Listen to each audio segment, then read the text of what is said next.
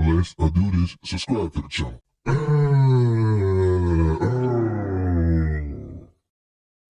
Settle down. Let me do this. Hello, ladies and gentlemen. What a man of God got from the game, and welcome back to the channel. Just like the channel. Alright, y'all, look at the thumbnail. Y'all see the title. Today we got something new. Yes, bro. Like I said, I've been getting into like some of them power scale things too, man. I can't help it, bro. And anime power scale, and I'm trying to get into some more power scale things too. So today we got power scaling cows, bro. And this is Tier Zoo. Yo, new to me, so you already know, man. Anyway, how your day been? Y'all been doing good? I've been doing so you already know. Link is going to be down in the description below. Like, comment, subscribe. If I do, man, I'm my slogan. I'm the greatest. And the worst, I am. God, I got to give it one of these.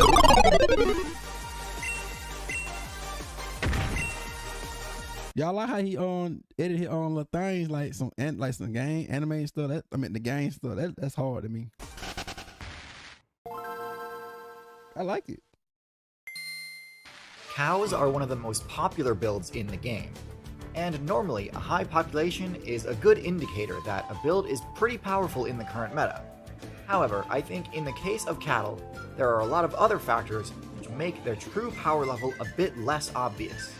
Are cattle low tier builds that are simply propped up by— Bro, we got the HP, the MP, the level. Come on, man, let's go. Human activity, or are they a genuinely powerful high tier that would dominate with or without human help? Let's delve into their stats and abilities to find out. Cattle are part of a powerful faction of builds called bovines, which also includes the bison, Cape buffalo, water buffalo, and historically the auroch. I forgot about water buffaloes, man. Wait a minute. While there are a few differences between them, which we'll discuss in a tier list at the end of the video, they all share a few common traits. Bovines have an exceptionally high HP stat. It takes a lot of damage to bring them down, pretty much requiring team strats from multiple predator players at once. And unlike some other high HP builds, bovines don't just sit there eating the damage. No, they can strike back with incredible force. Their sharp, sturdy horns can inflict massive damage on anything unlucky enough to be caught in their path. And unlike I messed up the whole antlers, which fall off and need to be regrown each year, the horns cattle have, they have year-round, always ready to wreck someone's plan of attack. Their mobility stat is kinda mid, definitely not high enough to reliably escape a predator. And their intelligence— Boy, that thing just got him. Elephant OP. Intelligence and stealth are both below average for a mammal. However, neither of these stats are all that integral to the bovine build's main strategy. While lower intelligence does create a potentially exploitable vulnerability to things like traps, and lower their resistance to distractions and intimidation tactics, it's not so low that bovines aren't able to utilize team combos. Quite the contrary, in fact. The herd defense tactics employed by a competent herd of cattle makes them borderline impossible to defeat in a group. Also, yeah, so they OP in a group then. I guess if they by themselves, then they useless. But if they in a group, they OP. Since they have such a high HP stat, this gives cows' teammates a lot of time to regroup and launch a counterattack if one of their herd members goes down You call for your herd and needs a save. Next, we should discuss their unique abilities and their signature combat moves. Bovines all have the ruminant ability. Oh, it's healing. Eating grass, it's healing. You see the animation work? Which enables them to gain XP and level up all just from eating grass. This might— Hey, they got me feeling like I'm playing a video game for real. Seem like a boring ability, but its usefulness is actually hard to overstate. Having this perk essentially means that one of the most abundant plants in the game becomes your main source of XP, completely removing the need to search and forage for food. This means a player doesn't need to invest evolution points into things HP just regenerating, bro, like climbing, digging, keen eyesight, or intelligence to be able to find food, and can reinvest those points into other stats, which is how cattle are able to support such a high base stat total. Cattle also push the mammal faction's signature move, lactation, to its limits. Cow milk is one of the most nutritious substances in the game, and allows new cattle players to level up extremely quickly. This helps keep their offspring safe, as it means they spend less time in the more vulnerable low weight class, and quickly reach a size where hardly anything could realistically take them down alone. The cattle's signature move is Goring Rush. and extremely Bro, they got some Pokemon vibes to it, bro. Powerful. Wait a minute. basically take them down alone. The cattle's signature Wild Lion wants to fight. move is Goring Rush, Glory Rush.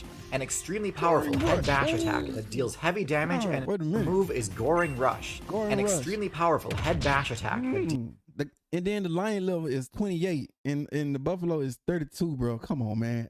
OP.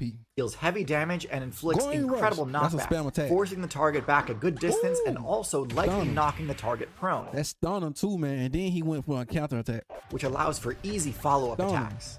Their Yeah, like that stun him first. And then that come with another little counter attack. sharp hooves deal extra damage to prone enemies, so this straightforward combo can be devastating if it catches an opponent off guard. That is about it when it comes to the cow's main combat moves. Cows can kick as well, but it's more of a stomp than anything. They don't have the flexibility or power to headshot someone like a horse can. They also cannot deal damage with their bite, since they don't have upper teeth. Not Oh, see, I ain't knew they had. Okay, that's something I learned today. a super big deal, but biting is a powerful option to have in a pinch, so it's at least worth mentioning. Oh my, A super big deal, but biting is a powerful option oh my God. to have That body slam. in a pinch, so it's at least worth mentioning. Now let's get into the cattle's weaknesses and counterplay. So due to the cattle's low intelligence stat, its resistance to mental status conditions like intimidation, distraction, or trickery is reduced. Intimidation is a pretty common tactic employed by a variety of different builds, from predators to omnivores to herbivores. Intimidation is one of the most effective tactics against cattle, and can Yeah, that's their weakness right there then. often result in a cow losing a battle that it very easily could have won if it had not been scared away. And conversely, Boy, stop. if a battle that it very easily could have won if it had not been scared away. Oh my God, bro. You twice its size, bro. Oh my God. Yeah, if they wasn't so scared with intimidation, bro, they'll be dominating. And conversely, if a cow does decide to take the distraction. offensive, distractions can easily distraction. divert the attack, causing it to completely miss. While Yeah, this I had is, to of course, confuse. extremely risky, overcommitting to an attack and whiffing can oftentimes mean the difference between decisive victory and crushing defeat. Advanced Ooh. players will even be able to utilize a combination of intimidation and distraction to kite cattle in specific directions, enabling them to control entire herds, which is what has allowed human mains to capture huge numbers of cattle. Cattle are known for their Goring Rush attack, which, while Goring powerful, Rush. is imperfect. Many builds put a ton of points into the ability Concussive Force Resistance, enabling them to throw out headbutt attacks without much risk. Boy, that gotta hurt, bro. Cows have some blunt force resistance, but not enough that headbutts and charging attacks are without risk. In fact, at high speed, cattle can easily take lethal damage in a single hit if they strike another player at full force Oh my with their speed. Cattle can first high horsepower head smash.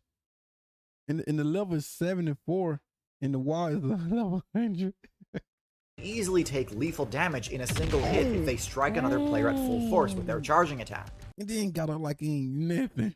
Builds like the goat or bighorn sheep can easily best a cow in 1v1 combat, even though the cow's stats are much higher in a vacuum. Builds with forward-facing horns can also present quite a challenge to bovine builds, as bovine horns tend to face to the side and are more used for swiping and slashing at opponents than for stabbing forward. This means that in a direct Tiger uppercut. That was- confrontation, sharp antlers can deal a lot of damage to a bovine player while keeping them out of reach of connecting with their own horn attacks. There aren't enough different bovines for a proper full-length tier list video, but I think I can do a quick rapid-fire ranking to close out this video. The basic cattle comes in at a solid B tier. Definitely not a bad build, but one with a lot of weaknesses that high tier builds can exploit. Their main advantage over the other, more wild cattle variants is that due to selective breeding by humans, the domestic cattle are actually the best in the game at milk production. Yeah, they're more like the they're more like the supporters, the magic, like the magic use the magic to like heal and stuff. That's them. And therefore, their offspring level up and reach larger sizes much quicker. Definitely a much more beginner-friendly build, although at the end of your playthrough, there's a good chance a human will eliminate you. Also in B tier, we have the yak, a mountainous variant of the cattle that opted for slightly lower base Wait a minute. I gotta look at this. Intelligent and all that. What that? Power, defense. What that? I don't know. That's that for mobile. HP and that's still okay. So HP and what that? Power? Yeah, power. Okay, HP and power, like it got something going on. Stats in exchange for better resistance to the cold and better mobility on icy or rocky terrain. Same basic weaknesses as the common cattle, but its ability to survive the cold Himalayan mountains means that it has less natural enemies to contend with than cattle in less hostile climates do. At the bottom of A tier we have the bison. The bison are the largest bovine builds and traded some of their power stats for extra health and defense. Ooh, yeah, that HP, that HP is powerful, bro. Hold on, let's go.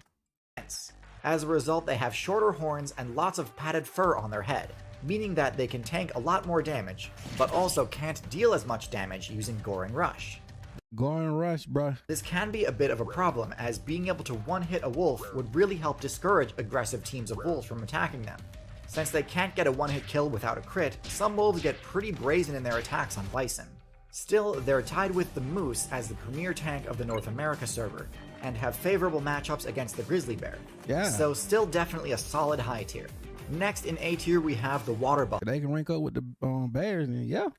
A bovine build with roughly equivalent stats to the common cattle, but with higher offensive stats. A water buffalo, bro. And massive horns. They get a mobility bonus in shallow water, which, while not that busted of an ability, is still pretty nice to have. Water buffalo have to be able to fight off one of the most powerful solitary predator builds in the game. There's a crocodile or alligator, right? Hippopotamus. The Bengal tiger. Anything that can take on this thing has to be at least A tier. The human player base in the India server is also notably less aggressive towards bovine players, which makes them a lot more viable in that meta. But when it comes to hostile metagames, nothing compares to Africa. And despite the abundance of extremely powerful predators like the lion and hyena, and territorial giants like the rhino and elephant, the Cape Buffalo is still notorious for being one of the most dangerous builds in the game. It's one of Africa's Big Five, a status given to builds which are notoriously difficult for humans to defeat 1v1.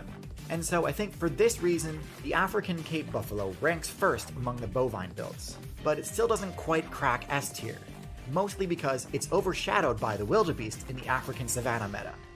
The wildebeest, which is not a type of cattle or buffalo, but rather is essentially an antelope with higher stats, may not be as bulky as the Cape Buffalo, but it does have a much higher base speed stat. And this speed is pretty crucial for being able to escape an ambush from Africa's predator builds, and for punishing opponents who don't respect the wildebeest's range, leading to the wildebeest being vastly more successful than the Cape Buffalo. This level of supreme optimization is what it takes to crack S tier in the African server. Now, this doesn't mean cattle will never be S tier. In fact, I think there's a pretty strong argument to be made that prior to humans unlocking the gunpowder technology on the tech tree, bison were the undisputed S tier of North America.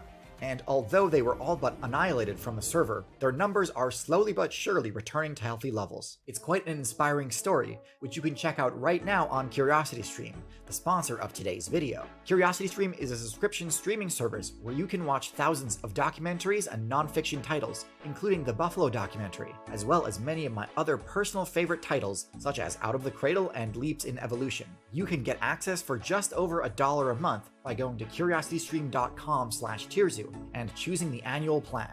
You'll also get access to Nebula when you do, so you can watch my videos, Johnny Harris's videos, Real Life Lore's videos, and a bunch of other awesome creators' videos early. Do check it out when you get done here. There's a lot of great content to watch, and I wouldn't want you to miss out. So again, go to curiositystream.com/tierzu to see Return of the Buffalo, plus a giant library of other fun content to watch. Thanks again for watching, and I'll see you next time. And there you have it, ladies and gentlemen. Yeah, man. God, I like that power scaling, bro. Yo, you already know, man. I might go and check some more out, bro, but you already know. Link will be down in the description below. Like, comment, subscribe.